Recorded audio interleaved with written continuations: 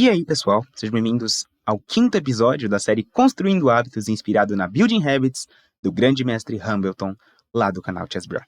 Eu tô começando a decorar esse bordão, tô começando a decorar a introdução do vídeo. Muito bom, muito bom. Bom, essa série aqui, esse quadro do canal, é meio que uma versão traduzida dele, então se você souber falar inglês, eu recomendo muito você ir lá ver as dicas dele, mas a proposta é a mesma, não é nada mais, nada menos do que um método de treinamento e de aprimoramento no xadrez que consiste em desenvolver hábitos. Para sempre que você olhar para uma posição de xadrez, a sua cabeça acender um alerta automaticamente quando você estiver ferindo algum princípio, quando você estiver fazendo um lance que fere os hábitos. Tipo, você fala, isso aqui tá estranho, isso aqui não tá normal, certo? E aqui estão os hábitos que a gente vai estar querendo desenvolver. Eu tô gravando esse vídeo logo em seguida da gravação do 4º episódio.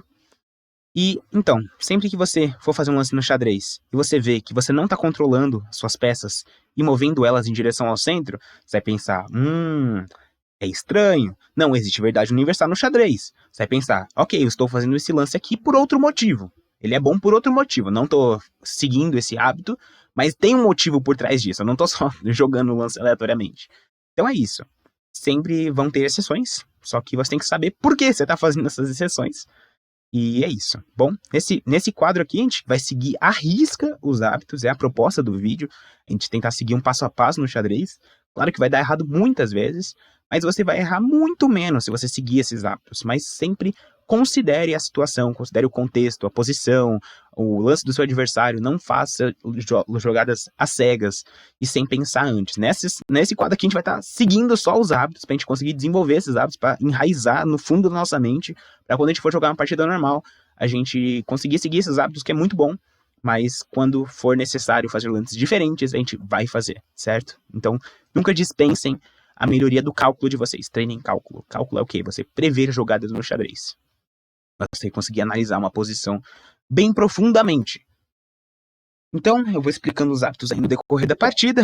A gente está de brancas, jogando contra o iCrizel, do México, certo? Do México.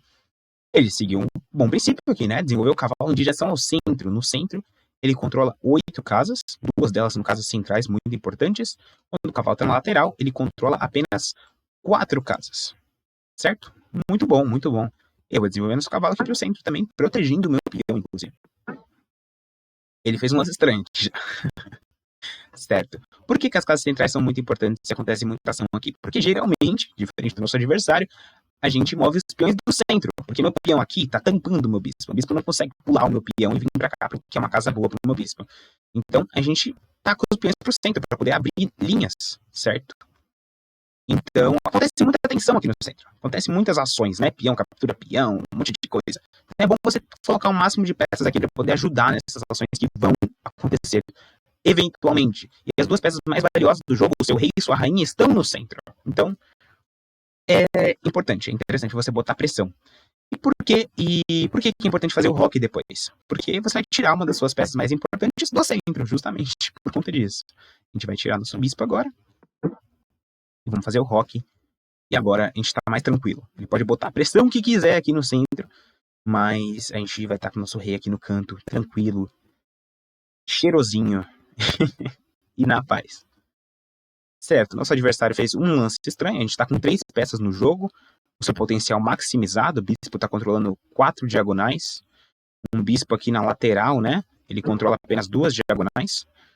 Ok, esse aqui foi um lance interessante. A gente volta o nosso bispo pra cá, a gente continua controlando casas centrais. E, infelizmente, a gente tampa o peão aqui, né? Que vai abrir linha pro nosso bispo de negras. Mas é uma das nossas melhores casas pro nosso bispo. Se a gente volta pra cá, também é uma opção. Vai continuar protegendo essa casa central. Só que ele vai ter diagonais enfraquecidas, né? Diagonais que só protegem uma casa. Esse bispo dele aqui também protege só uma casa. O meu bispo tá maximizado aqui, né? 2 casas, pra cá 5, pra cá 4. Ele tá muito ativo no jogo, né? A gente vai fazer o rock aqui. Então ele moveu muitos peões, né? Ok, ele tá seguindo os princípios até, né? Assim, soltou os 2 cavalos, tá preparando o rock, o bispo dele tá meio tampado aqui por esse cavalo dele, não tá tão bom assim, mas acontece. Acontece com os melhores, né? Agora a gente traz nossa torre aqui pro centro, tudo no centro, botando pressão. Ele não para, ele tampou o bispo totalmente aqui, ele acabou de matar o bispo dele. Ele acabou de matar o bispo dele. O que eu posso fazer aqui? Tá meio chato, né? Tá difícil de sair com esse bispo.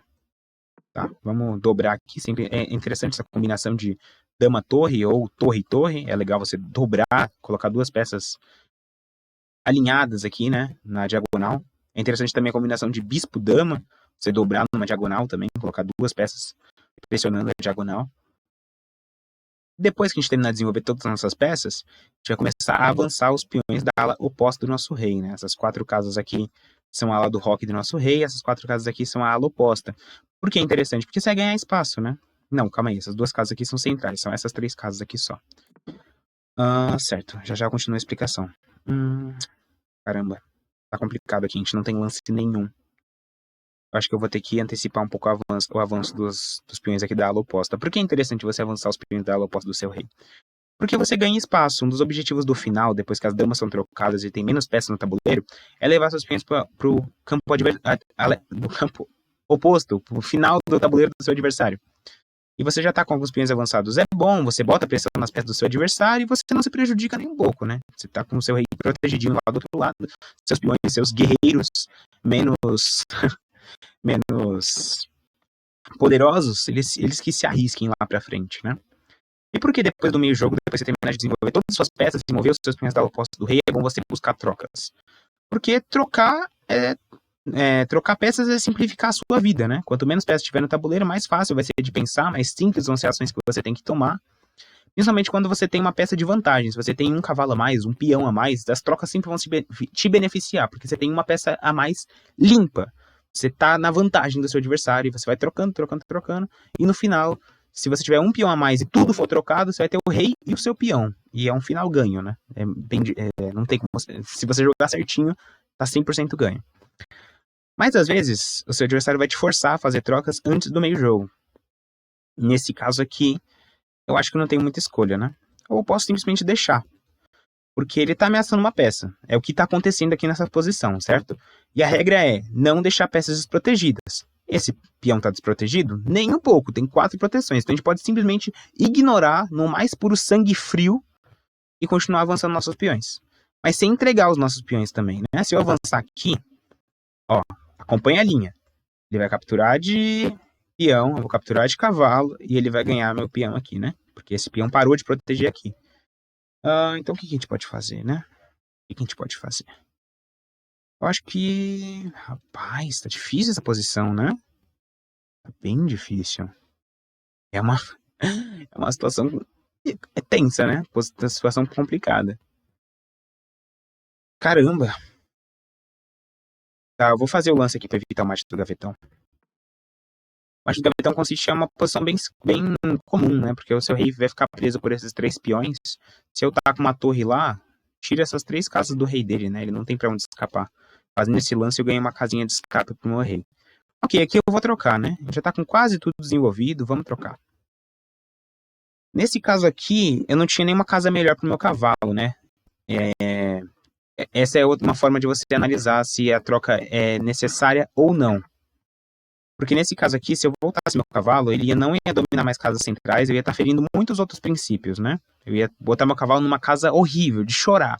Então é melhor você fazer a troca aqui nesse caso, certo?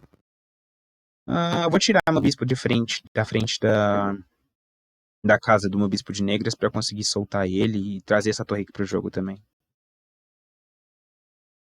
Então, nesse caso aqui, se eu não fizesse a troca, eu não tinha nenhum outro lance, não tinha como mover os peões da ala oposta do rei. E se eu não trocasse, se eu fosse teimoso e quisesse voltar meu cavalo, ia piorar muito meu cavalo. Agora eu quero tirar meu bispo de negras, né? Infelizmente ele não tem nenhuma casa boa. Acho que eu vou ter que acabar fazendo uma troca aqui. Ele não tem nenhuma casa central boa, né? Então a gente acaba fazendo uma troca. A gente acaba antecipando algumas etapas. Mas a gente tem um plano muito claro na nossa cabeça, né? A gente tem um plano bem claro. Vamos acabar fazendo uma troca aqui. Ok. Ele vai abrir muito... Não vai abrir o rei dele. Mas a gente traz a torre aqui. Não é bom você avançar peões do seu rei, né? Da ala do seu rei, certo? Só esse lance aqui é bom. E que eu pensei que ele fosse capturar de peão aqui. Aqui, né? Esse lance aqui é muito bom, é muito importante. Pra você evitar qualquer dor de cabeça, porque o Marcha do Gavetão é algo que te pega muito de surpresa. Agora a gente pode começar a fazer as trocas, né? As trocas aqui são muito boas pra gente. Por mais que a gente esteja com peão a menos, a gente vai fazer o máximo de trocas possíveis. Aqui a gente pode capturar. A gente tem 2 ameaças. Ele tem 2 também, então tá protegido. Tranquilo, vamos fazer o máximo de trocas possíveis aqui. Ok, ele trocou tudo. Nosso parceiro também é fã de trocas, né? Ele ia trocar as damas, ele ia capturar aqui. Eu ia sair melhor no final, né? Eu ia ficar com as 2 torres ainda. Ele ia ficar com a torre e o bispo. Mas é isso, a gente criou uma posição bem interessante, né? Essa torre dele aqui não tá jogando. Nossos peões aqui já estão mais avançados aqui para um final. Tá interessante aqui nessa posição. Inclusive, no final dessas trocas, a gente ia sair melhor. A gente ia conseguir sair até melhor. Quero dar uma olhada na engine. Vou fazer um negócio diferente nesse vídeo aqui. Eu não costumo olhar a engine, mas eu quero ver quantos pontos de vantagem tava dando pra gente com a posição que a gente construiu, certo? Seguindo os princípios, seguindo os hábitos. Esse vídeo aqui, eu sinto que eu tô um pouquinho mais tranquilo de gravar. Os outros eu acabo ficando um pouco nervoso, mas com o tempo a gente vai aprendendo, né? Eu tô um pouco mais acostumado a fazer live. Mas ainda tô começando muito, assim, tipo, faz umas 3 semanas que eu comecei a gravar. Ó, a gente cometeu um erro e 3 imprecisões, nenhuma capivarada. Ele cometeu uma capivarada, né? Seguindo os hábitos, a gente fez uma partida, ok, super decente, né? Dá pra ver a barrinha? Não, não dá pra ver a barrinha. Calma aí, deixa eu ver se eu consigo colocar aqui. Calma aí, só um instante, galera. Não tá aparecendo. Não tá aparecendo, eu sei. Não tá aparecendo. A tela preta. Calma aí. Só um instante. Eu vou arrumar. Arrumei. Certo. Isso aqui é a barrinha. Barrinha do chess.com. O Stockfish é o melhor jogador de xadrez do mundo. É um robô que consegue calcular todas as linhas. Ele sabe de tudo, de toda a verdade. Ele consegue prever os movimentos todos os movimentos. Tipo, ele vai calcular se eu fizer esse aqui, qual que é o melhor lance do adversário que no futuro vai dar um benefício maior para ele. Mas vamos ver aqui, ok, fui desenvolvendo. Aí ele fez o primeiro lance estranho aqui, né? Já tá dando 0.9 pontos de vantagem. Isso aqui é meio que uma ideia, é como se eu tivesse um peão a mais na posição. A minha posição tá tão melhor que é o equivalente só o posicionamento das minhas peças já é o equivalente como se eu tivesse um peão a mais no jogo, ok? Desenvolvi, tranquilo, normal, não tem nada de errado nesses lances aqui.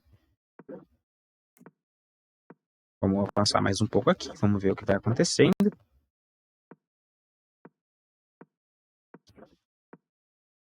E ok. Acaba bagunçando bastante aí, mas porque a engine às vezes acaba sendo meio maldosa com quem é muito materialista, porque ela consegue analisar alguns conceitos mais profundos. Mas você vê que só seguindo os princípios básicos a gente vai criando uma posição muito equilibrada, né? E muitas vezes vantajosa, na verdade. Aqui nesse caso aqui foi uma capivarada dele. Por quê? Porque ele capturou de dama, ele deveria capturar de torre. No final eu vou sair bem no final dessas trocas, né? Eu vou sair com uma torre a mais. Mas enfim, aqui era só pra gente dar uma olhada na análise do Stockfish da nossa posição. Eu só queria ter essa noção, que a barrinha estava falando. Mas eu acho que a barrinha não vai ser muito útil, porque ela vai acabar sendo muito maldosa com a gente aqui. Vai ser muito pessimista, muito exigente aqui com a gente. Sendo que a gente tá fazendo lances super razoáveis, lances muito bons. E o porquê desses lances acabarem sendo ruins em algum momento já é algo muito mais aprofundado. No começo a gente não vai focar em sacrifícios, ideias táticas, ideias de abertura. Tipo, tem algumas situações em que um peão, um bispo, tá mais ativo que o seu cavalo. O bispo adversário tá mais ativo que o seu cavalo. Você fazer essa troca não vai ser muito bom. Não vai ser muito bom. Mas isso é mais difícil de entender. É bem difícil de entender. E gradualmente a gente vai aumentando a complexidade dos hábitos, certo? Tô conseguindo jogar mais rápido, tô conseguindo explicar com um pouco mais de clareza. Vou testar, finalizar esse vídeo aqui antes de meia hora, postar um vídeo um pouco mais curto para ver como é que fica o engajamento. Vale lembrar que eu faço live, tento fazer, nesses últimos dias que eu tô postando vídeo eu não tô fazendo live, mas eu tento fazer live quase todos os dias, às 18 ou às 8 horas da noite, às 20 horas da noite, como você preferir chamar. Interagindo com o pessoal, faço uma série chamada Slow Run em live, que é jogos de 10 minutos, bem instrutivos também. Pretendo fazer alguns construindo hábitos em live também. Porque é interessante, você consegue tirar dúvidas ali ao vivo, é uma interação mais próxima ali, né? Vocês podem comentar nos comentários aí as dúvidas que vocês tiverem, claro, as suas críticas construtivas, inclusive ajuda muito o criador. Se isso aqui te ajudou de alguma forma, considere deixar o like, compartilhar, mesmo que você não conheça ninguém que esteja querendo aprender xadrez ou que goste de xadrez, só de copiar o link já ajuda bastante. E se meu canal já estiver por dentro da funcionalidade de hype, se você arrasta ali os comentários para a sua esquerda, aparece ali a opção de hypar, é totalmente de graça, me ajuda muito. Ou às vezes quando você aperta o like, a seção de comentários já muda automaticamente para a seção de hype. E é isso, muito obrigado por ter assistido até aqui. Um beijão e até a próxima. Muitos mates com tomates para vocês. Eu preciso criar um bordão melhor para finalizar os vídeos. Não dá para continuar roubando o lema do Rafael Chess. Inclusive eu joguei contra ele. Vai sair vídeo aí em breve, analisando minha partida contra o Rafael Chess. E é isso. Tchau, tchau. Obrigadão, rapaziada, por ter assistido até aqui.